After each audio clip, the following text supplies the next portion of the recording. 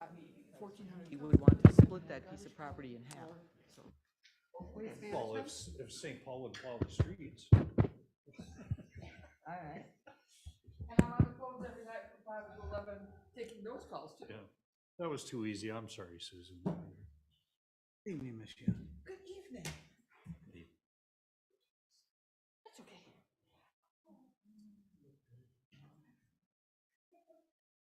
That is impossible.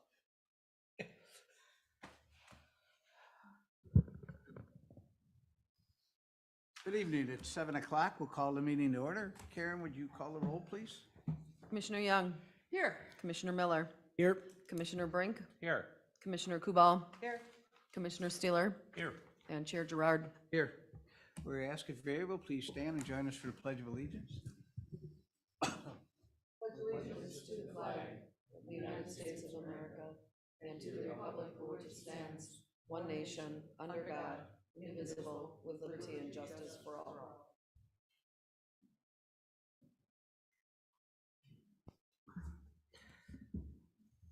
Before I ask for a motion to approve the agenda, I want to welcome Justin and Geneva for re-upping for the Planning Commission.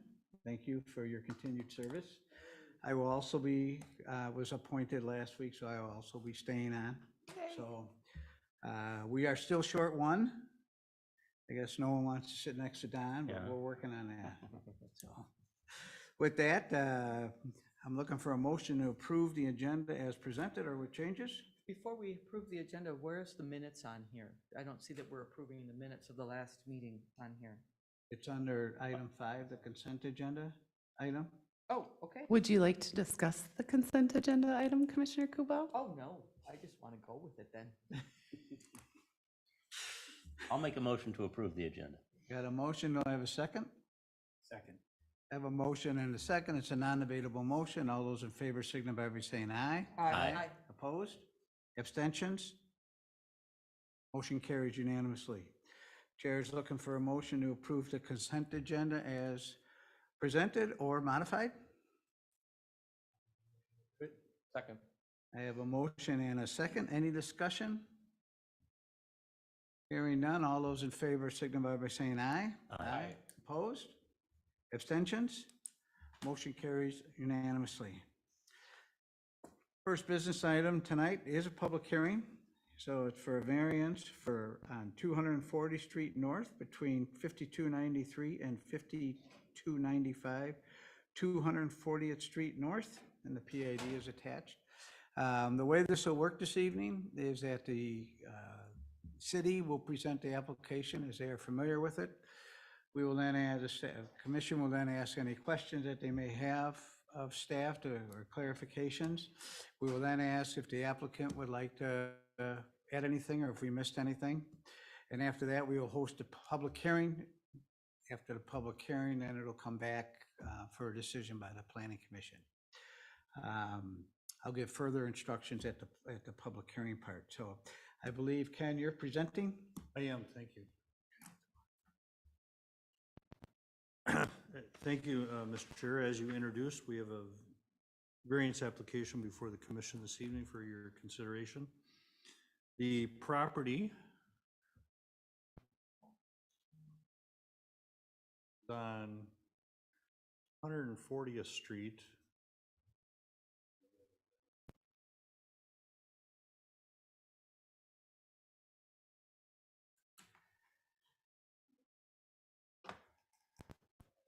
Just north of Highway 8, where it comes in here off of 35. It's a vacant property. It's about 10 acres in size. So again, we're just in this black box area. The applicants, the Middlestats, are proposing to build a new single-family home on the property with their septic system, primary and secondary system, house pad here, secondary system here, and the primary mound here, 240th Street out here on the east side. The plan as shown on the screen, however, requires a couple of setback variances to be approved by the city, and that is the application before you. One is to have the septic system components less than 10 feet from the edge of a property, which would be the property line along this part of 240th, and the secondary system elements being only 60 feet away from the edge of the wetland instead of 75 feet as is required. Yeah, again, the Middlestats have made the applications, and this is the request before you for those two variances. Again, I touched on it briefly. The property is about 10 acres in size. Will help show it also. The green line is generally the boundary of the wetland within, or excuse me, the high ground, the wetland around the perimeter, again, part of 240th side.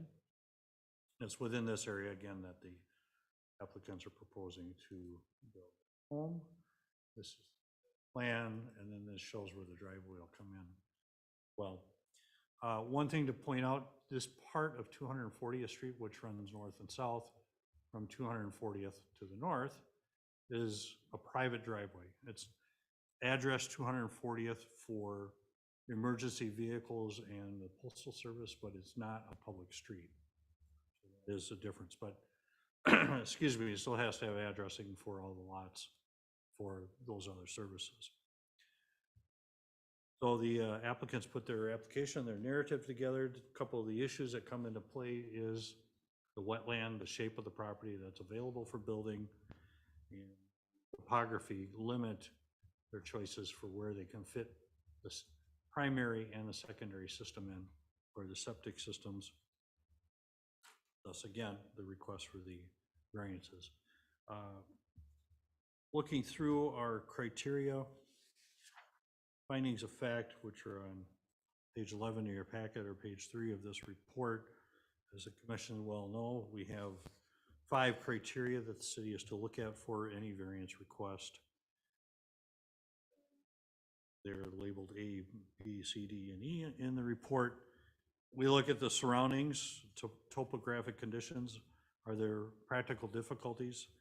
And that's criteria 1. The applicant has identified the shape of the property, the wetlands, the amount and the topography limit, again, their choices with the soils to place the primary secondary system on the site.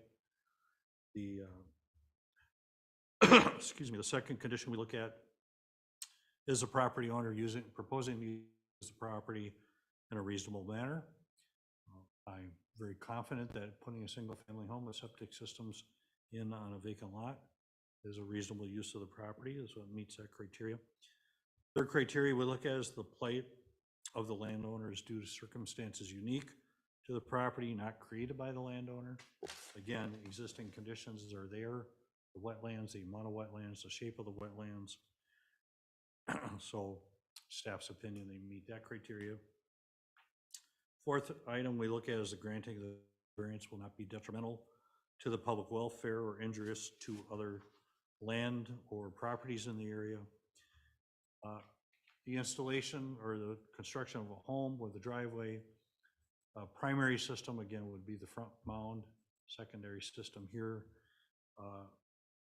will not, should not, I'm confident will not have a negative effect on the wetlands and the surrounding natural features, especially when the new systems that will be installed will be meeting all current standards.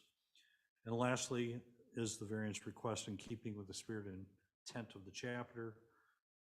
Does it impair supply of light and air to properties? Would it increase congestion on public streets? And all the other criteria that I will not read.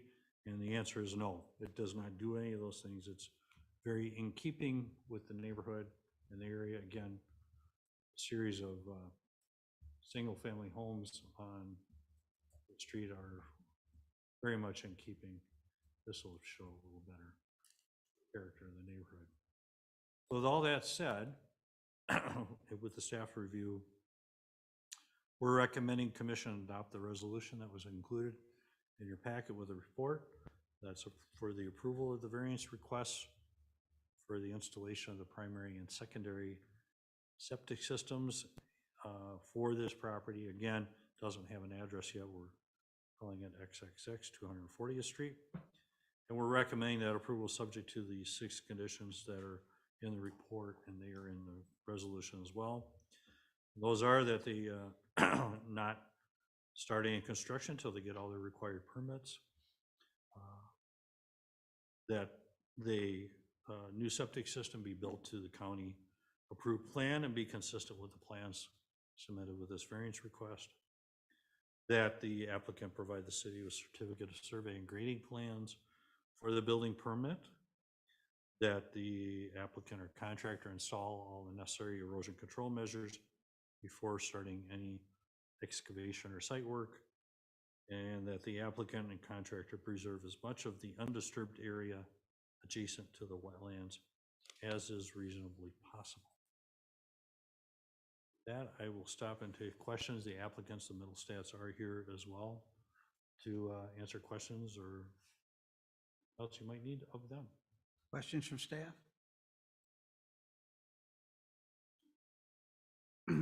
Because we are allowing a variance to the distance of the wetland, the staff consider that it would be reasonable to add a 7th condition that the applicant will comply with the rules of Washington County regarding routine pumping and operation, continued proper operation. Of the septic system? Yes, sir. I don't see a problem with that. Other questions? I do. Actually, first a comment. In your narrative, city staff recommends planning commission. When you get to be 60 feet, I think we want to be 60 feet from the wetland, not Yes. 60 feet of the wetland. Yeah, that was a typo I caught. Yes, thank you. Kind of a big typo. And my second question is more just a fundamental, it has nothing to do with this particular project, but this is the 3rd variance we've seen, and I think we're going to see more of these with older septic systems. And we do the land part of it, and Washington County does the permitting, and they cite it and everything. Do they have anything they are looking for us from except to give approval? It just seems odd that the county's got kind of a hand, they always seem to put a thumb on you a little bit on this stuff, so I'm kind of wondering, do I have it right that we're just doing the land and they're doing the actual septic? You are correct. Okay, I'm good with it. Other questions? Would the applicant like to say anything? Not required. Sure. We ask you to step up, state your name and address for the record, please. Well, sort of your address. My name's Dan Middlestat. My address, 325 Atwater Street, St. Paul, Minnesota, 55117. Yeah. Yeah, I was just, it's been a lot of work trying to figure out how this process actually goes about, and with Washington County needing permission from Forest Lake, and and then this city hall, thank you guys for your service. You guys do a responsible, thing for the city. I watched the YouTube of you guys on, and see all your guys' personalities and how they clash together to make things happen, and I guess that's what I'm grateful for it. I grew up in this town, and my school bus used to go down this road, and I've always wanted to live in this area again. So it's like a dream come true to be able to find a piece of property there, because there isn't very many large parcels like that left in this area, So, yeah. All right. Any questions of the applicant? Welcome, but just realize that this is a private road, so you gotta deal with your own snow plowing. Right. We've talked to the neighbors. There's a neighbor to the north and south, and I guess the neighbor to the maybe it's east and west. The neighbor to the west does the winter, and the neighbor to the east does the summer. So I asked if I could get a part of it, and he said, "Well, wait till you get a house here, and then we'll let you in on it." So. Very good. Yep, Kevin?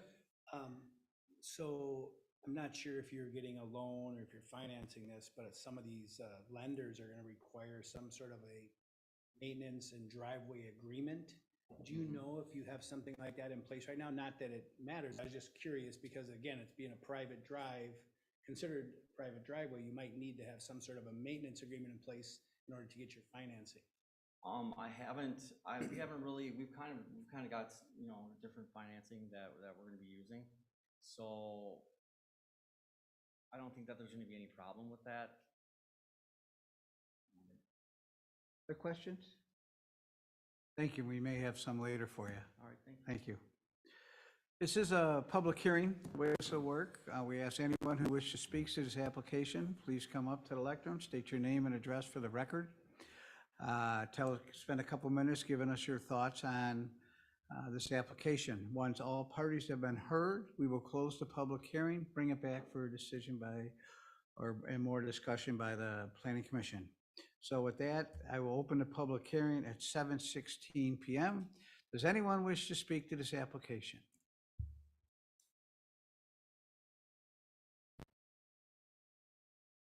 Karen, do we have anyone online or any emails to read in? I have no one online, no emails.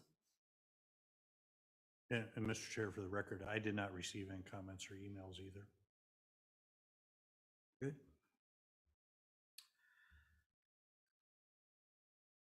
Just in case there's a stampede.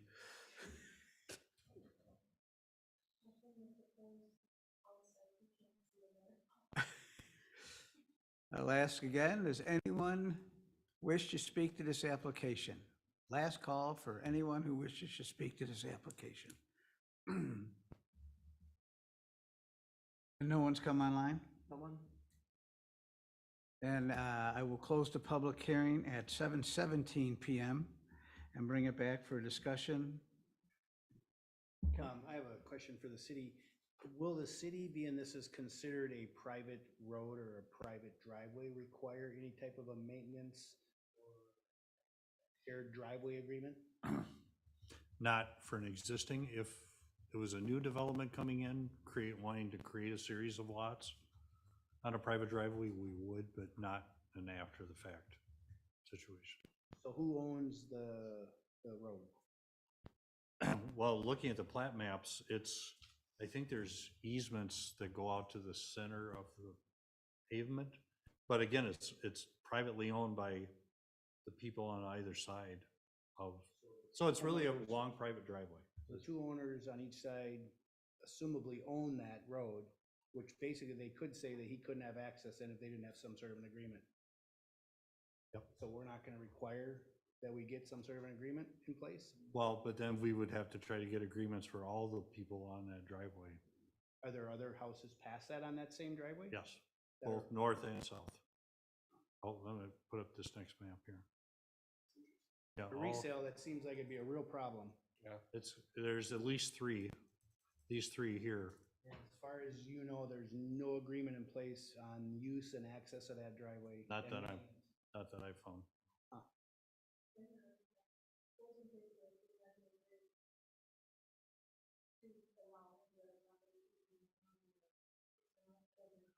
So you do have that in your closing, in your title agreement? Oh, I'm just thinking out loud. We have just seen problems in the past when, for instance, somebody moves into what's now 5295 and says, no, I don't want anybody going by. This is my road and I don't want anybody going by. So if you have solid documents that you have full access and you have easements in place. Or in the case of my neighborhood, the maintenance, like snow removal, I'm on a private road and we have 30 people that use that road, but not all 30 contribute. And it can be a tense issue, but it's nice to have an agreement with your neighbors if you can get one for those purposes. Further discussion? I have one more question for the city. I know Susan brought up the question about maintenance of the system, and this has come up before. And is that maintenance issue covered by Washington County Because maybe we don't need to be bringing that up and then adding in language to that effect if we know for a fact that Washington County has provisions and requirements for that. But if they don't, then we should have, it should be just standard language in the other 6 items that we list here. But I mean, maybe it's something to look into, or maybe you know for a fact that Washington County already has defined. I know the county has standards, but I don't see any harm in including something like that in this. So it's in the city record. If anybody ever looks back at the minutes or a resolution 5 years, 10 years from now. And we should just have it as a standard language item for future ones as well, yeah. And if I may, Mr. Chair, on that, I quick drafted something to try to answer or put down on paper what Susan was asking for. I wrote, the applicant owner shall keep the septic system pumped and maintained according to county standards. Can I suggest a slight alternative? It's yours. I've just All started. right, just for discussion. The applicant shall fully comply with all rules and conditions promulgated by Washington County Septic regarding septic tank construction and operation. That works for me also. There are a couple of big words in there, but you know what? I know that you understand them. Go with the simple guys. Further discussion, otherwise your chair will be looking for a motion. Susan? Chair, I move approval of the variance request, the 2 variance requests, subject to the 6 conditions that are in the document, and with a 7th condition stating, the applicant shall fully comply with all rules and conditions promulgated by Washington County regarding septic system construction and operation. I have a motion. Do I have a second? Second. I have a motion and a second. Any discussion on a motion? Just that the word of is changed to Yes, from. Yeah. And I grant this is sort of a belts and suspenders thing, but we are talking about a variance in a sensitive water area. Other comments? Hearing none, all those in favor signify by saying aye. Aye. Opposed? Abstentions? Motion carries unanimously. So the planning commission is the final decision on this unless someone would like to give a counter argument for some reason not to do it, and there's a process that they have a week to follow. I don't see that happening in this case. So welcome back to Forest Lake. Good luck on your project.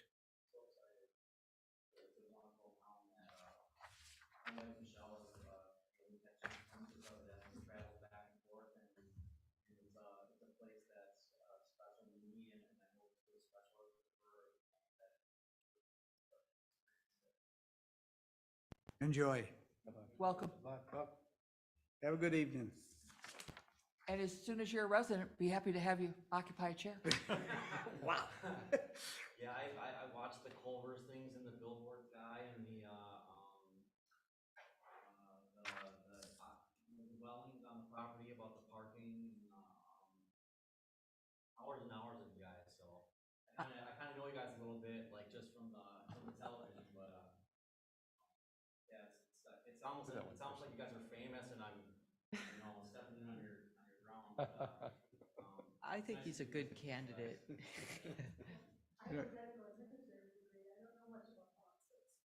Don't need to know politics. Sometimes that's better.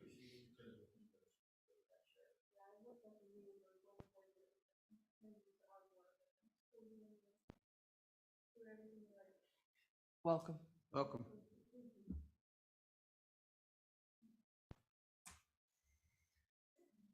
Next up is our accessory dwelling unit discussion. I believe, Abby, you're presenting? Yes, thank you, Chair.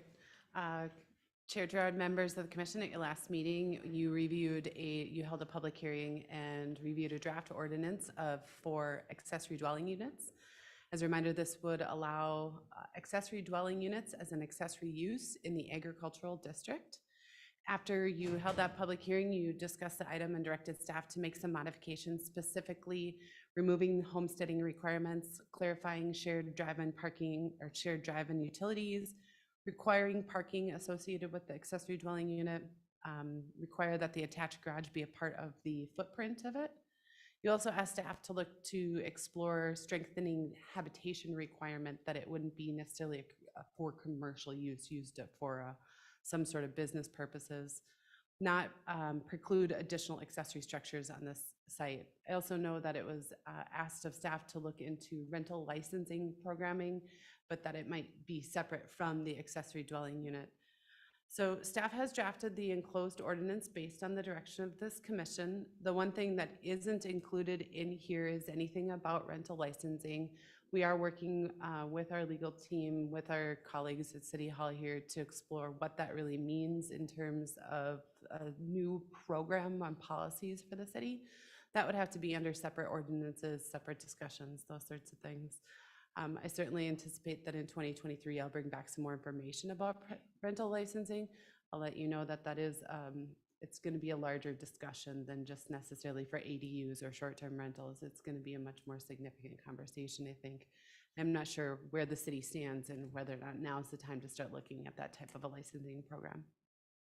So as noted in my staff report and in the last meeting, when we're looking at zoning amendments, we look to see that they're consistent with the comprehensive plan, that there's no conflicts with the zoning code, and overall that there's a general public benefit. I do outline that there are no conflicts and there is a public benefit to allowing accessory dwelling units.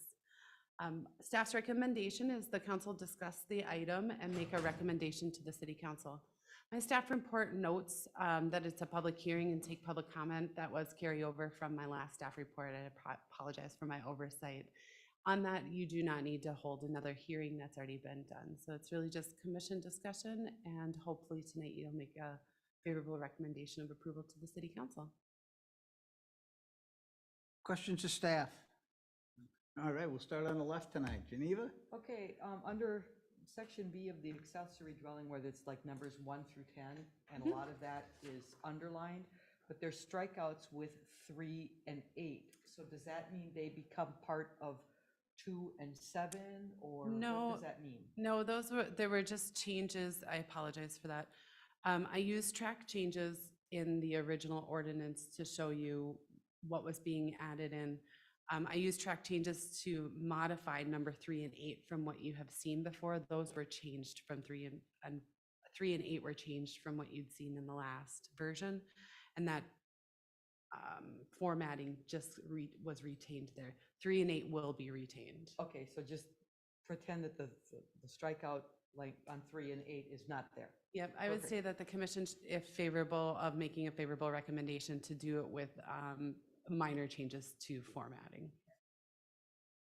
Evan? Geneva asked my question. Susan?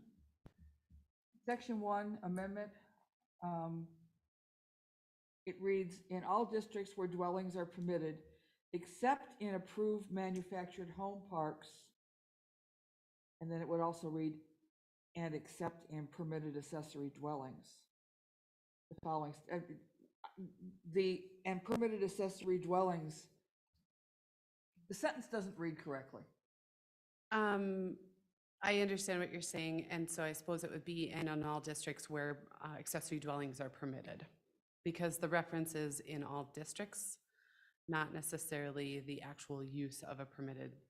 So I think that amendment just needs to be modified in a minor fashion to reference back to the district where permitted accessory dwellings are allowed. Except in approved manufactured home parks and in districts where accessory dwelling units are permitted? Correct. Would that be? Yep. A silly picky one, but usually under section 3 dwellings, usually when you have a number, you do the written out ONE and then the Arabic numeral in parens, but I don't know what your city attorney prefers. Where it says a building or one or more portions thereof. Yes, please. Yep. I think that some of that is consistent with what is in the code right now. It wasn't being proposed to change, but we can see if that clarification I don't know what I'm still working on, in where the 1 through 10 is. Principal structure and the accessory dwelling must be supplied with the same water and sewer or septic connection. And I am wondering if, for instance, it would be allowed for the accessory dwelling to have, for instance, a composting system or a separate sewer or septic. And I'm thinking of several places where it would make sense to me as I'm driving around, something would make sense.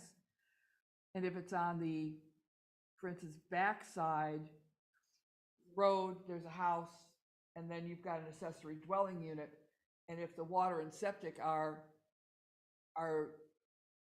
pulled in from the road, then you have to go through the middle of the house to deal with the water and septic. Or if there's a well, pull off that well. I'm wondering if it could be allowed to have separate water and septic as long as they are approved by the city.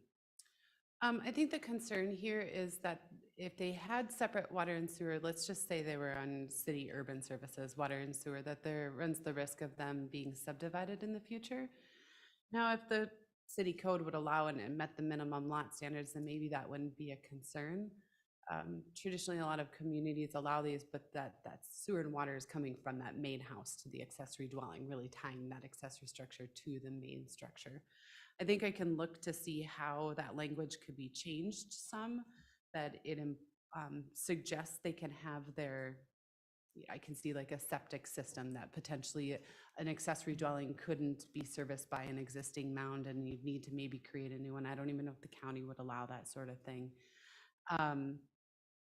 But the intent here is that they operate as one fashion. I was just playing and thinking, okay, no, I'm never going to do this because I don't like other people living around me, but I just don't. But if I were to put one on my place, there's no place, even on 20 acres, that they could share the well and the septic system. Well, the water would come from your main home. You would pipe from your home to the ADU, not back to the original well, generally speaking. You'd pipe your water sewer services to the house, and then from the house, they'd go back to the well or the septic system.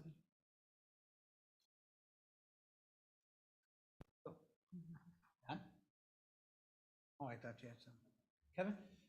Regarding that septic, I'm guessing that when houses are built, septic systems are sized for that house, bedrooms, etc., square footage. Now someone adds a 800 square foot accessory. Now that septic system, I'm guessing, is not going to be capacity. It's not going to be able to service that additional footage based on how it was sized, probably when it was put in. What's going to happen then if they want to do an accessory dwelling unit? Assuming the county has to approve the septic plan, and if it doesn't comply, they're going to have to increase their septic size in order to do this. That is correct. And our city building inspection department is pretty well versed in working with the county system to ensure that they've met county requirements before we would issue a building permit. This wouldn't be a cheap thing for most people to do. This will not be. This is, in essence, building a new home. It's just a smaller home. I would assume, and I haven't scoped one of these out, but just doing construction costs, I can't imagine somebody would build one for less than $100,000. There are a lot of tiny house designs out there that are considerably less than that. Good. And in a way, that's kind of what we were looking at was, you know, a tiny house for a mother-in-law or a tiny house for, you know, an adult child that still needed some supervision. And at this point, we're only talking about agricultural property. Only the agricultural district. We have drafted it. I did not change the minimum lot area for, because right now it is 5 acres where we do have a larger minimum lot area in our agricultural district. Initially, we started these conversations considering maybe ag district and rural residential, but as we discussed, we would try to see what the interest was in agricultural. And the ordinance would not need to be amended if we allowed the consideration in the rural residential district in the future. Other questions? Susan? Under section 6D, and I apologize, I should have gone back to the original ordinance. It says exempting the floor area of the permitted accessory dwelling, the maximum allowable total of accumulated floor area of all detached accessory structures, for me, read pole barns, shall be as follows. So what this is the city has different performance standards for accessory structures throughout the code. And what this is trying to do is really establish that accessory structures or accessory dwellings are not considered accessory structures. They are their own thing. So we have a number of references where it's saying not including an accessory dwelling, not, you know, these things except in accessory dwelling. And those code sections like D and E kind of just trail off. We don't see all those other standards because they're really not relevant to the ADU ordinance. The only thing that's being in there is that provision of except where it's an ADU. Thanks, and like I said, I should have gone back to the original code, and I apologize. That's just fine. That's what I'm here for. Other questions, comments, concerns?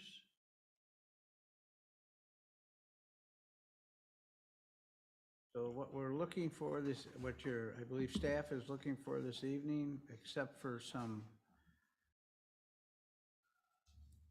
grammatical changes and a little bit of editing,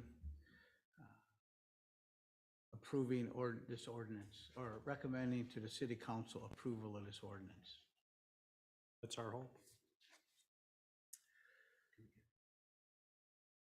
Sorry? No, we did the public hearing. Let me, yeah, and in case you didn't catch it with Abby, the last part of our report shows that we were going to host a public hearing, et cetera, et cetera, et cetera, which we hosted at our last, we had the public hearing at our last meeting, and my guess is just through editing, that paragraph remained as is.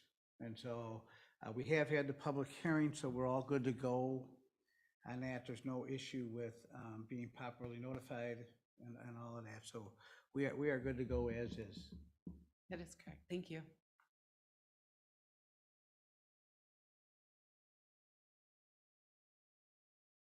Kevin? I'll make a motion to recommend to the council to adopt the ordinance amending Title 15, Chapter 153, zoning code related to inclusion of accessory dwelling units in the agricultural A zoning district. I have a motion. Do I have a second? I'll second. I have a motion and a second. Any discussion on the motion? Any discussion? Hearing none, we'll call the question. All those in favor signify by saying aye. Aye. Aye. Opposed? Abstentions? Motion carries unanimously. This brings us to our other, and so we will start with our esteemed Community Development Director, Abby, and work our way around. Well, I know crazy new things to offer. Happy New Year. I also wanted to thank Commissioners Brink, Kubal, and Chair Gerard for re-upping and your continued service on the Planning Commission. I look forward to working with all of you for the next 3 years. And we are sitting with a single vacancy from former Commissioner Kuhn's seat. Mayor Bain did let me know that we do have 2 interested applicants for the single seat. So that is, we hope that we'll have a new body in that position. Probably not at your next meeting, but probably the first meeting in February. And then also our new council member, Blake Roberts, has been appointed as the Planning Commission liaison. He was unable to attend this evening, but I think we'll start regularly seeing Commissioner Roberts at our meetings as well.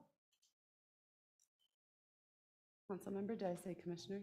The only other thing that I would add is we do have a meeting in 2 weeks. It should be a short meeting. The only thing that we have on the agenda is to talk about electronic billboards. Everybody loves that.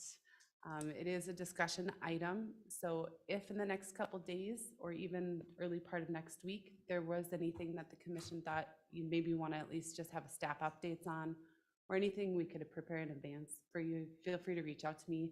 Let's chat to see if there's certain things that this commission might want to have more information or discuss at the next meeting. Abby, along those lines, we may have a quorum issue next meeting. Okay. So we may, if Kara wants to send some out, we can all report back if we have enough people here.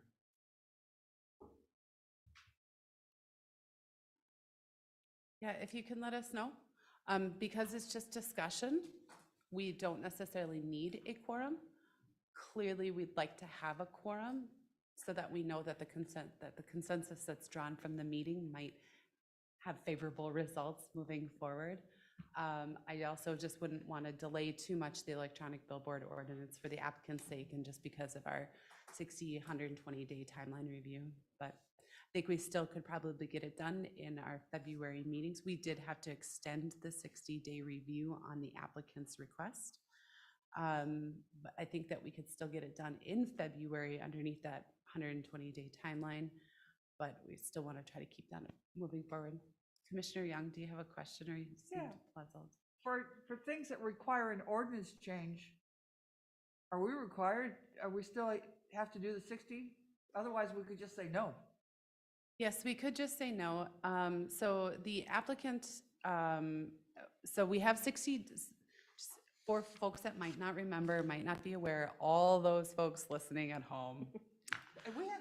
By state statute, we have to act on zoning matters within 60 days. We have the right to extend them for another 60 days to a total of 120 days. The applicant, when they made the request, the city attorney advised that the city should probably take a more proactive stance in redrafting an electronic billboard ordinance. We don't necessarily want to deny the applicant's request. That would, he is kind of following along with this process and has, as long as the new ordinance encompasses some of the things he's requesting, I believe he'll end up rescinding his request from the city.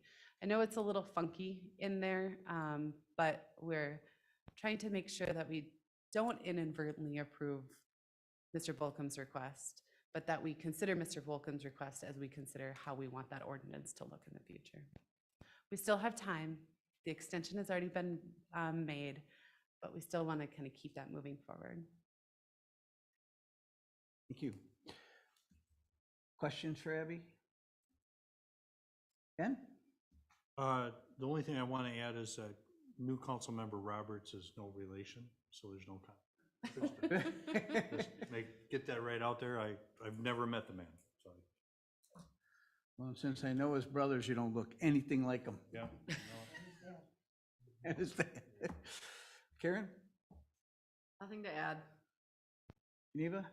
I just have a question, if we've had any information on looking into getting that bench for Mike with the American Legion and the city and the fire department. I completely forgot about that, Commissioner Kubal.